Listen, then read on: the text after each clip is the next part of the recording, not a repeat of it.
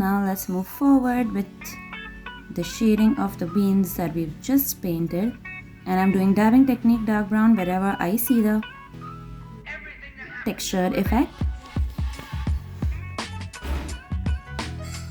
And adding some white dabs wherever I see the highlights. So similarly, we'll finish all the coffee beans.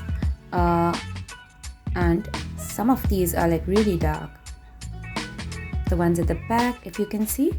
So we'll try to get that darker shade.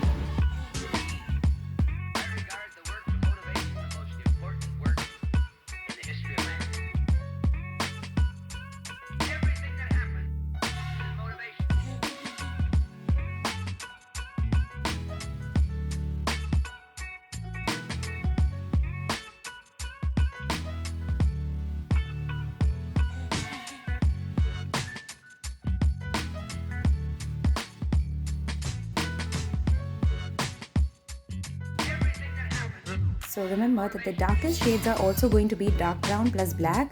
So black in lesser quantity if we do not need an extremely dark brown. And the line in the middle will be with more of black. So accordingly we will vary our quantity of black in our brown. But we are not using direct black.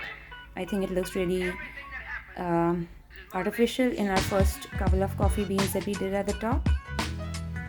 Can you see that first bean? It looks a little artificial there. So let's kind of correct it out in all our other beans.